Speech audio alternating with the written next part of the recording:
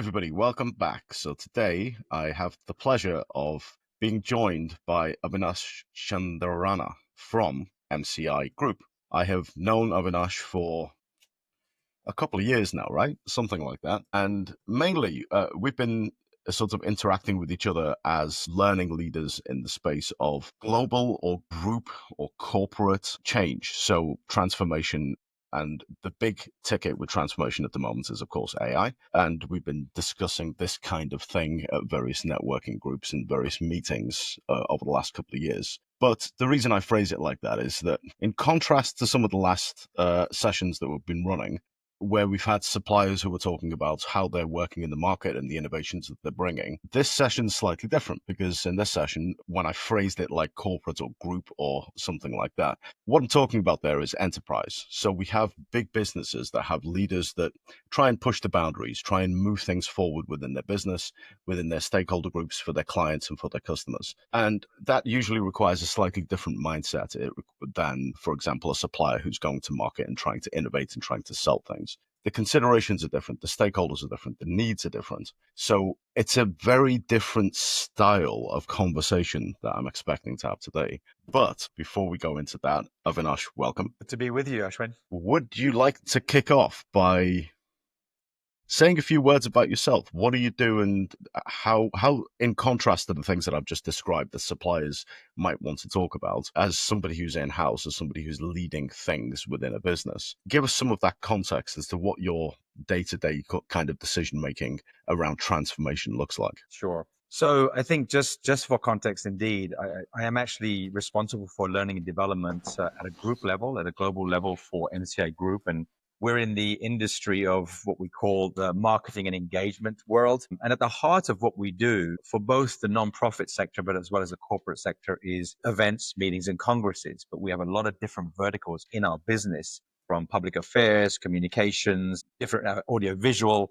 production, whatever it might be. We have a lot of different angles to our business. And again, as I said, across all sectors and on a global scale. So the internal demographic of our employees that we call talents is extremely diverse. Now, with that said, when we link it to learning and development, and my role and my team's role is to ensure that, of course, we are providing the required, let's say, programs, content, resources, support to help them develop the right capabilities, the knowledge and the skills and the attributes, ultimately to perform at their best. So that is the context of what I do with my team. And of course, that requires, as you can imagine, with a global scope of 60 offices, 30 countries, multiple stakeholders, multiple verticals in the business, that requires partnerships, that requires an awareness of why we do what we do with learning and development. So I think from that perspective, Ashwin, looking at, my role, my team's role in the organization, of course, that will be quite different, I would imagine, of course, from the conversations you've been having with the vendors. Yeah, absolutely. And it's interesting to sort of start with that point in terms of the conversation, because usually what I've found in not only businesses that I've worked in where I've been part of leadership, or I've been, like yourself, learning leader, but also as a consultant working with clients, this point about building awareness in the business and making sure that everybody in the business is aware of what learning departments do. This point is sometimes quite difficult because everybody in every business has their own agenda. They have the things that they want to do. Maybe you have an R&D department that they're focused on R&D. They're not focused necessarily on learning. So how do you build that awareness in stakeholder groups, sometimes the more difficult ones, where they're not that interested, or maybe they're too busy, they're time poor, and they have other things on their mind?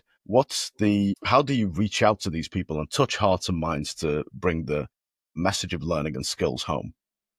That's a great question when we think about that awareness and that perspective of what we do. Everyone, by the way, in organizations believe, in terms of their department or their responsibilities as a business unit or a function, they believe it's the most important. And that's no different for learning and development, right? We believe that what we're doing is the most valuable to the business. But when you really get down to the reality and step into the shoes of other stakeholders, other business leaders in the business, they still see, and still to this day, oftentimes, as learning and development being that support or back office function. I really don't like the term back office, but it's often used for learning and development, human resources, finance, etc. So I think we're already starting off at a point which is a challenge, is that perspective of other key stakeholders that are more frontline towards the clients, let's say, frontline to the business, how they see us and their perspective of what we do. Stepping back to where we are today in the organization, I'd just like to sort of give again a bit of context and history.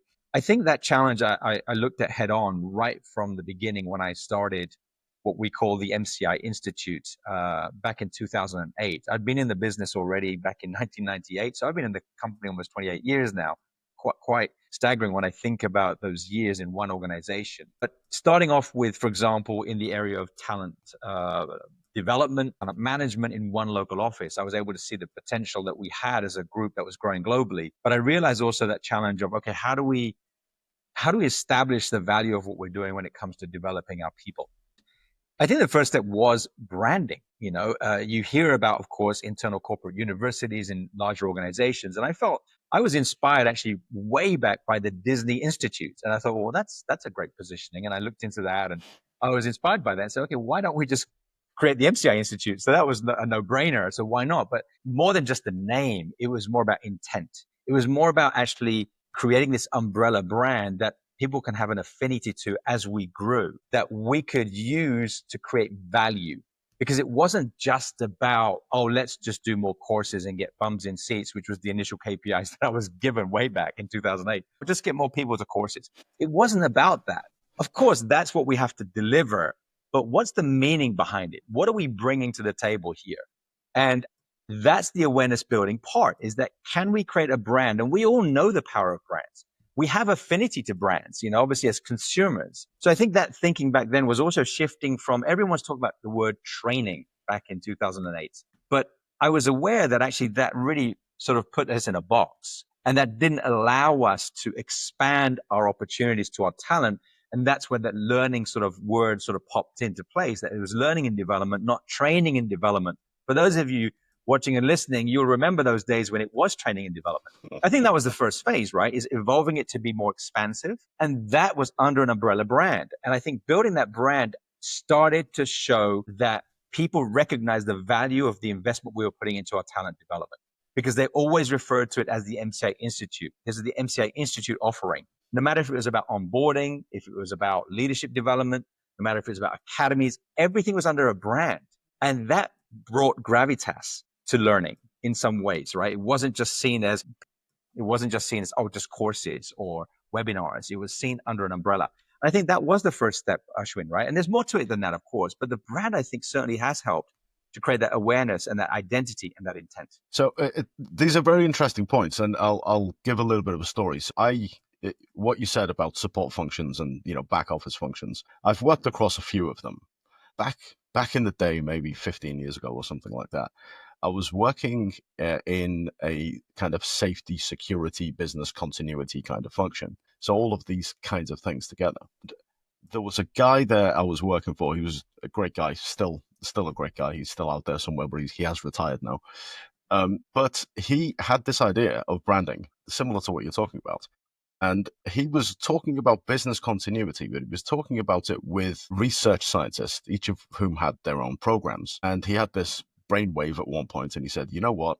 I don't go in and talk about business continuity. I go in and talk about the continuity of your research programs, research continuity, right? That one switch just landed the message, because he was talking about the thing that mattered to the stakeholders. And that was my first induction into the world of branding at that point. So fond memories. Mike, if you're watching, still respect that, right? So a little call out. But the other part of this is, when we think about this idea of kind of back office and value chain and all of these kinds of things, and the concept of training and learning. So we have, if you think about the value chain of a business, people and skills are part of that value chain.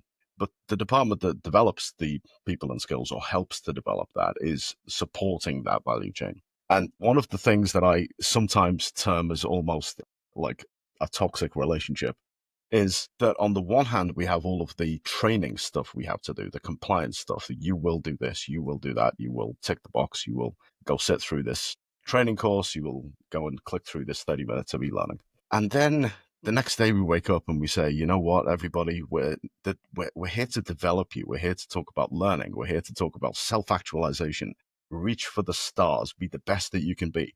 And then the day after that, we go back and say, you will obey, you will do this thing. It's a delicate balance, right? And sometimes I think they should be two separate departments because otherwise we're kind of good cop, bad cop to everybody, on a daily basis. How do you balance these things that you've mentioned, this movement from training through to development? Yeah, it's a great question. I think that's always an ongoing discussion. What is the role that we play, right? And exactly what are we providing that's meaningful and that's relevant. And that's the thing. It's not about more courses or more content and more resources. It's is it relevant in the context of the employee and what they do every single day?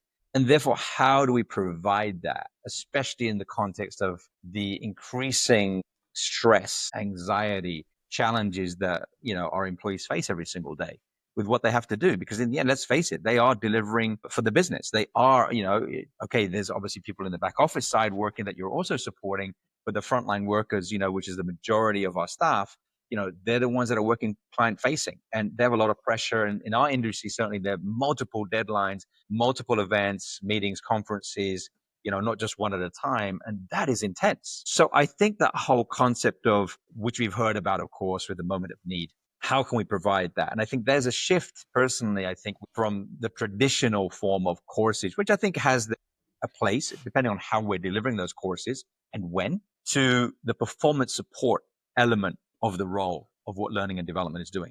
That just in time opportunity for those that need something right now because they're faced with a challenge and they need content. So is it a course? No, not necessarily. Is it a tool? Yes. Can they find it quickly? Is it a bite-sized piece of information that will help them deal with that challenge they're facing right now?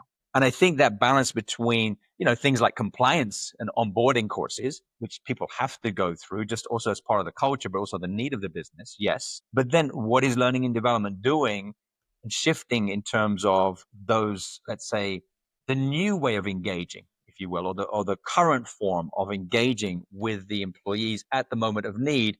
And that's where technology, of course, plays a key role because it allows us, especially when you're a group and you're a global business, it's so critical to be able to scale. So critical. And therefore, how is the technology helping us? And beyond that, let's go back to relevance and meaning. How can a small team, because we're only 4 full time on a global level, how can we make sure that relevance is happening at local level, but also within the verticals of our business? We can't achieve that with the size of team that we are. So that whole concept of how can technology help us to, and I'm sorry to say this, I know it's a cliche, but I'm trying to think of another way of putting it, is that democratization of learning, right? Which we have experienced now for at least the past year and a half with the latest technology we're using, is we're empowering and creating that autonomy in local teams, local offices, business units to take control over their actual learning and development needs. And that has proved to be of significant value. And I just had that conversation literally just a moment ago with someone in a different business unit and said, you know what? It's been fantastic. And I was really surprised because they're saying, I needed to really push out some content for some new talent. And actually, we use the technology, the latest, learning system we put in place, the learning and knowledge platform. And because how easy it was to use, and it creates such an amazing experience, they were excited. Can you imagine somebody saying they were excited actually to create content themselves as a subject matter expert? And they did it. And they said it was so powerful. We used the AI functionality and they loved it. And actually, that feedback in itself has been, I think, really motivational for us as a team to say, wow, this is exactly what we wanted to do, is to get people excited, engaged, energized, which really we hadn't had before in the last few years. Yeah. A few points I want to pick up on there. So first of all, this small team that you have. So one of the talking points around the AI revolution is that learning teams, you don't need that many people in a learning team to be able to reach the masses because we have scalable technology. And when you say you got a team of 4, do you think that's enough? Would you wish for more? Do you need more? Do you think you have too many? In terms of sizing, come across all types of organizations. Where's the Goldilocks moment? Is it too hot? Is it too cold? Where is just right? It's a good question. It's a very good question. Is it, I believe right now, if I look at where we were, let's say a couple of years ago, and the team was the same size, I said myself plus 3 others. And by the way, one of them is in South America and 2 are in Spain, and not even based out of an MCI Group office. So, it is a true global virtual team. if I look at where we were 2-3 years ago compared to where we are today, and this is now as a result of the impact of implementing the latest AI first learning and knowledge management systems, we have seen, I think, that scalability go to another level, and the ability for us to play a slightly different role. Again, this is the evolution of what learning teams should be doing in terms of their knowledge and skill sets as us as a team, is that first and foremost, developing our knowledge and skills in the power and capabilities of generative AI and the tools that are available. That's the first step. We need to be aware and we need to develop our skills so that we can then be in that role of being a support team, that we can continue to train others who are subject matter experts, local HR, local leaders into how can you use the technology to make it more valuable for yourselves and your teams. So we're being more of a catalyst now. Are we also curating and creating content? Yes, we do. But I've seen a fundamental shift in terms of the output that we are actually putting into the business. And therefore, today, I think the number we have is a comfortable number. Coming back to do we need more or not, it's not about do we need more staff.